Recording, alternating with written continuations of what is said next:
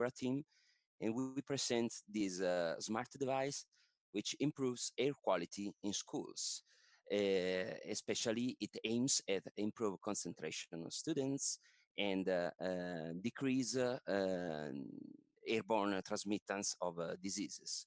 We know that children spends more than 80%, up to 90% of their time in closed environments, and this affects a lot their quality of life. Also, we know by scientific literature that they have a minus 20 learning capacity with poor air indoority in classrooms, and up to 15% of more transmittance of airborne diseases, which will imply to stay home with a day off sick.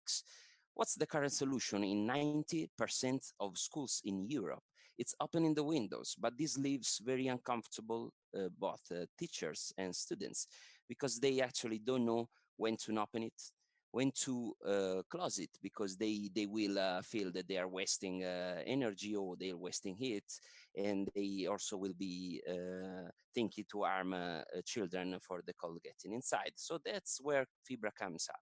Fibra is a sensor with an artificial intelligence-based auto-adaptive algorithm. It learns from habits after a 1 minute installation. Is very easy to install and to remove. It will learn in almost 1 week the patterns of indoor pollutants in a classroom, and we will set up dynamic threshold. This dynamic threshold will be linked to these colors. The blue one is the comfort one. When the air gets polluted or heavy, it will become red. Then you have to open the window. Then it will start to pulse when you open the window, because the air is getting better and better. And then after its calculation of optimal ventilation time, it will become blue again. So you can close the window, you don't waste any heat and energy. This story begins 2 years ago with the first prototype. We ran up pilots. We monitored more than 1,000 students in Italy, and we had consistent results. So this is just a 2 weeks comparing. We improved by, on average, more than 40% of CO2 concentration in schools during occupation time. We also set up an educational tool, also pushed by students and teachers. And we have every device has its own page on our platform, and students can interact actively with the platform and with their own data, setting up experiments, working on data, statistics, mathematics, and also teachers are setting up plans of more years to show students, for example, how the air quality goes into the room. So when we saw the market acceptance of our idea, we set up the team. Me and Marco, we are in the energy efficiency sector in buildings. We have been for a long time, more than 10 years, but we also Cedric joined the team, which is a young physics engineer. And then Jenny, who worked for a large multinational company in energy efficiency in buildings, completed the skills needed for the success of this project. And also we had an early stage investor, which is a facade company, which is very well known also in London. He did many projects as those that you see in London, and they were very interested in the opening windows and all the connection to the mechanical ventilation and automation of the operable windows. So they also helped us to set up the business model, which is a pure service business model. We don't sell the products.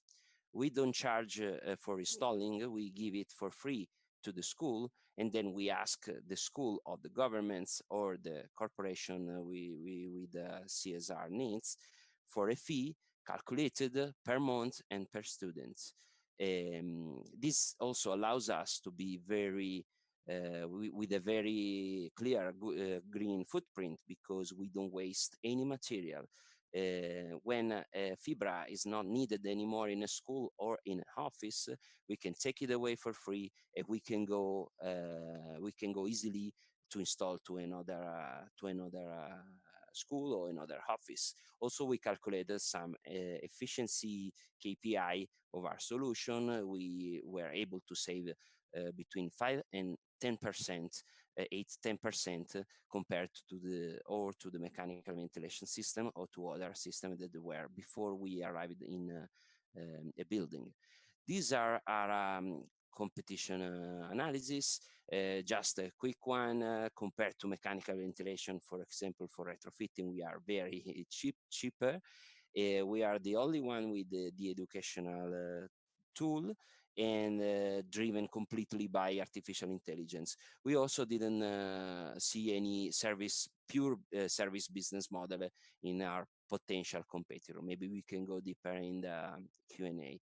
This is our traction. We have so far more than 1,500 students monitored. And also we jumped in the office sector with more than 500 workers. But then in February, the COVID jumped in our life and he forced us to be in lockdown.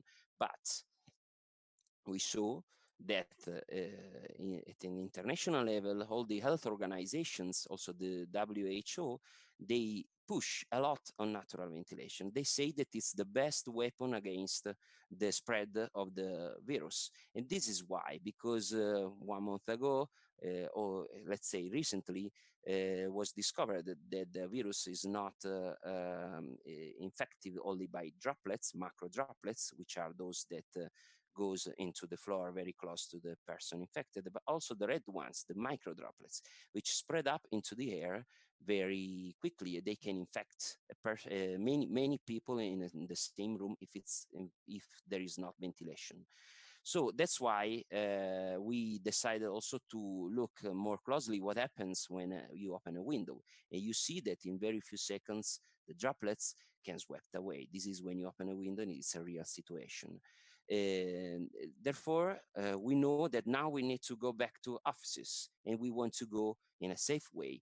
There will be two more needs: social distancing and droplet dispersions.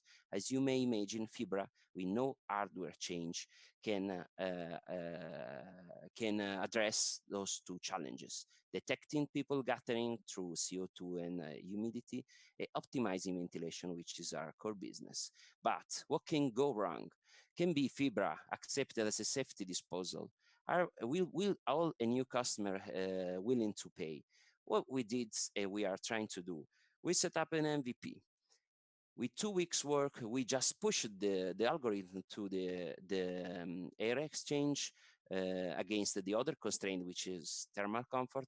We raised up for £1 per student or worker the fee, and we asked all customers, and we had a 60% of acceptance. We send them the new contracts, and by May they will start new contracts with this new fee, which is a premium fee, let's say. And we will do the same with the social distancing, which is not ready so far, but we will do the same testing, let's say, by setting up the software and raising the fee and asking them if they will pay for it.